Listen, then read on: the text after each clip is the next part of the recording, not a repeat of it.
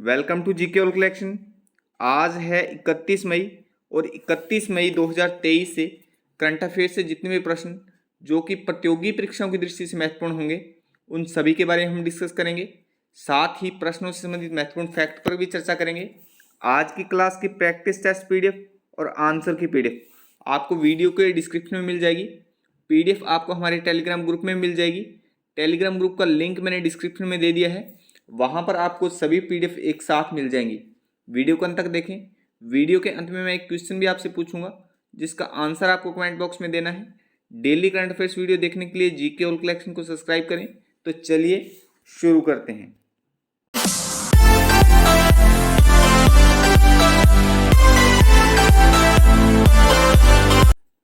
विश्व वेप दिवस कब मनाया गया?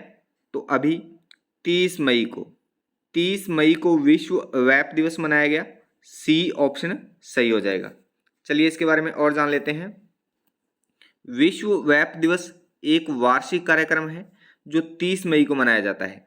यह दिन धूम्रपान करने वालों के लिए नुकसान कम करने वाले उपकरण के रूप में वेपिंग के संभावित लाभों में के बारे में जागरूकता बढ़ाने के लिए समर्पित है। तो इस प्रश्न से आप इतनी जानकारी ध्यान में रखिए।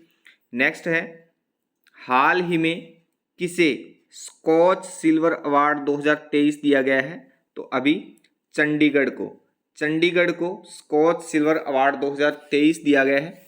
चलिए इसके बारे में और जान लेते हैं। पशुपालन और मत्स्य पालन विभाग चंडीगढ़ को विभाग द्वारा इलाज किए जा रहे पशुधन के मेडिकल रिकॉर्ड के कंप्यूटरीकरण के लिए ई गवर्नेंस के लिए स्कॉच सिल्वर अवार्ड 2023 मिला है। यह देश में अपनी तरह की पहली परियोजना है। तो इस प्रश्न से आप इतनी जानकारी ध्यान में रखिए। नेक्स्ट है, वर्ष 2023 के अंत में लॉन्च होने वाला भारत का पहला ध्रुवीय मिशन कौन सा है? तो भारत का जो पहला ध्रुवीय मिशन है, सी ऑप्शन सही हो जाएगा, X ray polarimeter satellite, C option सही हो जाएगा। चलिए इसके बारे में और जान लेते हैं। भारतीय अंतरिक्ष अनुसंधान संगठन इस वर्ष के अंत में लॉन्च होने वाले एक्सरे पोलारीमीटर सैटेलाइट एक्सपोसैट के निर्माण के लिए Raman research institute RRI Bengaluru के साथ सहयोग कर रहा है। अच्छा, इसमें इसरो की बात की है तो इसरो के बारे में देखिए। इसरो की स्थापना 15 अगस्त 1969 को हुई। मुख्यालय बेंगलोर कर्नाटक में। आदर्श वाक्य मानव जाति की सेवा में अंतरिक्ष प्रौद्योगिकी।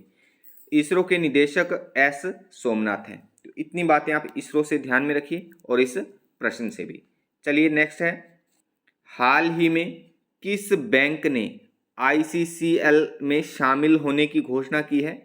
तो अभी इंडियन बैंक ने, डी ऑप्शन सही हो जाएगा, इंडियन बैंक ने ICCL में शामिल होने की घोषणा की है। चलिए इसके बारे में और जान लेते हैं। हाल ही में इंडियन बैंक ने घोषणा की है कि उसे Indian clearing corporation limited ICCL द्वारा क्लीयरिंग एंड सेटलमेंट बैंक के रूप में चुना गया है। यह सार्वजनिक क्षेत्र का बैंक अब समाशोधन और निपटान संचालन के लिए बॉम्बे स्टॉक एक्सचेंज BSE के सदस्यों को बैंकिंग सेवाएं प्रदान करने के लिए अधिकृत है। अच्छा, इंडियन बैंक के बारे में देखिए। इंडियन बैंक की स्थापना 15 अगस्त 1907 को हुई। संस्थापक M रामास्वामी चेटियार हैं। मुख्यालय चेन्नई भारत में है और MD और CEO शांतिलाल जैन है। तो इतनी बातें आप इंडियन बैंक के बारे में भी ध्यान में रखिए। महत्वपूर्ण संस्था है इंडियन बैंक, महत्वपूर्ण बैंक है और इस प्रश्न से भी इतनी बातें ध्यान में रखिए। नेक्स्ट है, हाल ही में 29 मई को किस अंतरिक्ष एजेंसी ने एक नेविगेशन सैटेलाइट लॉन्च किया है? तो अभी इसरो ने 29 मई को अंतरिक्ष एजेंसी एक नेविगेशन सैटेलाइट लॉन्च किया है इसरो ने। सी ऑप्शन सही हो जाएगा। नेक्स्ट है, अच्छा इसके बारे में और जान लेते हैं। भारतीय अंतरिक्ष अनुसंधान संगठन इसरो ने 29 मई को आंध्र प्रदेश के श्रीहरिकोटा के सतीश धवन अंतरिक्ष केंद्र में भूमि स्थिर उपग्रह प्रक्षेपण यान के जरिए एक नौवहन उपग्रह को प्रक्षेपित किया है। इस नेविगेशन सैटेलाइट का नाम NVS-01 है। तो इस प्रश्न से आप इतनी जानकारी ध्यान में रखिए। नेक्स्ट है, हाल ही में 30 मई को किस राज्य का स्थापना दिवस मनाया गया है? तो अभी 30 मई को गोवा राज्य का स्थापना दिवस मनाया गया है। सी ऑप्शन सही हो जाएगा। चलिए इसके बारे में और जान लेते हैं। क्षेत्रफल के हिसाब से भारत का सबसे छोटा राज्य गोवा अपने समुद्र तटों और औपनिवेशिक अतीत के अवशेषों के लिए प्रसिद्ध है। गोवा को 30 मई 1987 को राज्य का दर्जा मिला। यह पुर्तगाली क्षेत्र था क्योंकि अल्फांसो डी अल्बुकर्क ने 1510 में बीजापुर के आदिल शाह को हराकर इसे जीत लिया था। 30 मई वह दिन है जब गोवा को दमन और दीव से अलग राज्य घोषित किया गया है। तो इस प्रश्न से आप इतनी जानकारी ध्यान में रखिए। अच्छा, इसमें हमने गोवा की बात की है, तो ये आप भारत के मानचित्र में देखिए, यहाँ पर तटीय राज्य है गोवा, यहाँ पर गोवा की स्थिति है। गोवा की स्थापना 30 मई 1987 को हुई। राजधानी पणजी या पंजिम है। सबसे बड़ा शहर वास्को डी गामा है। जिले 2 हैं। विधानमंडल एक सदनीय है, केवल विधानसभा है। विधानसभा सीटें 40 हैं। राज्यसभा सीटें 1 है और लोकसभा में 2 सीटें हैं। क्षेत्रफल में भारत का सबसे छोटा राज्य गोवा है, वह सबसे बड़ा राजस्थान है। तो छोटा गोवा है, इसीलिए हमने बड़े की भी यहाँ पर बात की है। तो ध्यान रखिए, राजस्थान है जो क्षेत्रफल में सबसे बड़ा राज्य है। नेक्स्ट है, WHO के बाहरी लेखा परीक्षक के रूप में किसे चुना गया है? तो अभी CAG मुर्मू को WHO के बाहरी लेखा परीक्षक के रूप में चुना गया है। ए ऑप्शन सही हो जाएगा। चलिए इसके बारे में और जान लेते हैं। भारतीय नियंत्रक एवं महालेखा परीक्षक CAG गिरीश चंद्र मुर्मू को 4 वर्ष के लिए 2024 से 2027 के लिए फिर से विश्व स्वास्थ्य संगठन WHO का बाहरी लेखा परीक्षक चुना गया है।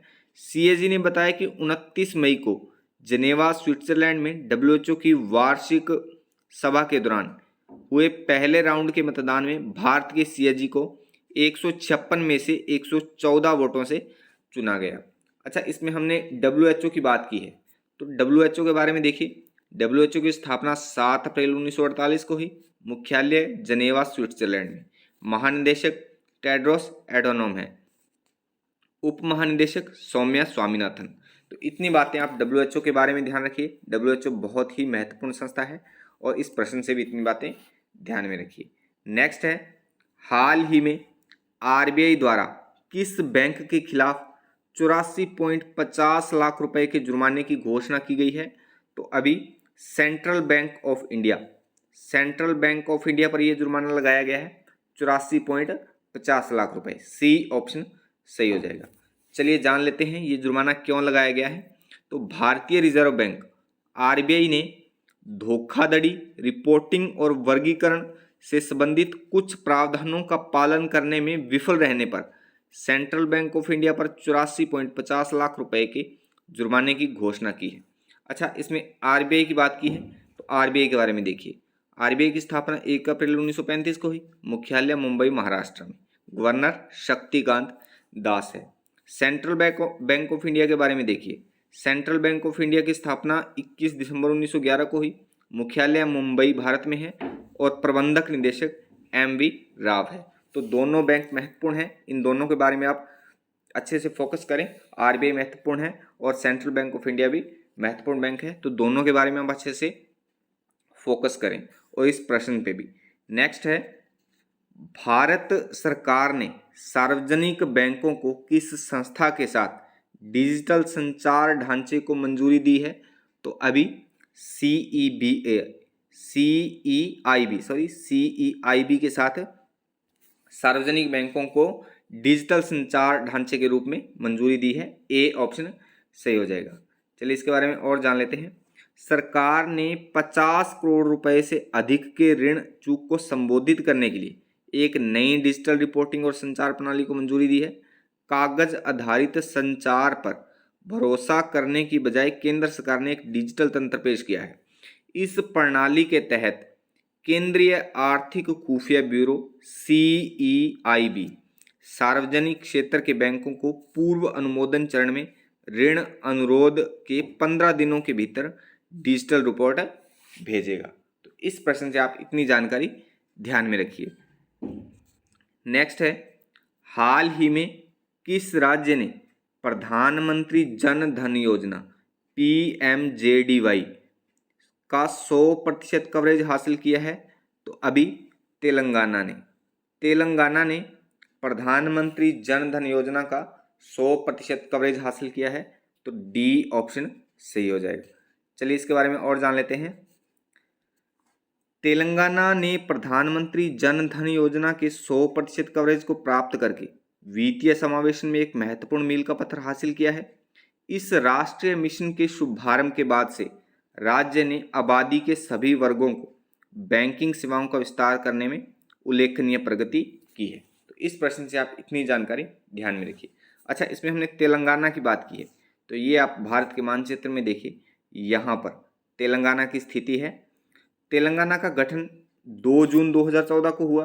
राजधानी हैदराबाद है। जिलों की संख्या 33 है। राज्यपाल तमिलिसै सौंदरराजन है। मुख्यमंत्री के चंद्रशेखर राव है। विधानसभा सीटें 119 हैं और विधान परिषद की सीटें 40 हैं। राज्यसभा सीटें 7 हैं और लोकसभा सीटें 17 हैं। तो इतनी जानकारी आप तेलंगाना के बारे में भी ध्यान में रखिए। अच्छा, कल की वीडियो का चैलेंज क्वेश्चन था, इम्प्रणीत योजना किन मंत्रालयों के बीच एक सहयोगी पहल है? तो इसका सही आंसर था विज्ञान प्रौद्योगिकी व मानव संसाधन विकास मंत्रालय। विज्ञान प्रौद्योगिकी व मानव संसाधन विकास मंत्रालय के बीच एक सहयोगी पहल है इम्प्रणीत योजना। ए ऑप्शन सही था। आज की वीडियो का चैलेंज क्वेश्चन है, अब डाकघर की बचत योजनाओं में कितने लाख से अधिक निवेश करने पर इनकम प्रूफ देना अनिवार्य है? तो इस प्रश्न का आंसर आप कमेंट बॉक्स में कमेंट करके जरूर बताएं। अच्छा, वीडियो के डिस्क्रिप्शन में मैं हर रोज प्रैक्टिस टेस्ट PDF और आंसर की PDF आपको प्रोवाइड करवाता हूं। तो आप उस PDF को डाउनलोड करके रोज 1 या 2 बार इन प्रश्नों की प्रैक्टिस जरूर करें। डेली रूटीन में ऐसा करने से आपका करंट अफेयर्स बहुत अच्छा हो जाएगा। आज के लिए बस इतना ही। वीडियो अच्छी लगी तो वीडियो को लाइक करें, दोस्तों में शेयर करें और कोई सुझाव या संशोधन के लिए कमेंट भी करें। डेली करंट अफेयर्स वीडियो देखने के लिए GK ऑल कलेक्शन को सब्सक्राइब करें और बेल आइकन को प्रेस करके ऑल पर भी क्लिक कर दें, ताकि डेली अर्ली मॉर्निंग नोटिफिकेशन आपको मिलता रहे। कल मिलते हैं इसी समय एक नए नॉलेज, नई अपडेट के साथ। तब तक के लिए जय हिंद, जय भारत।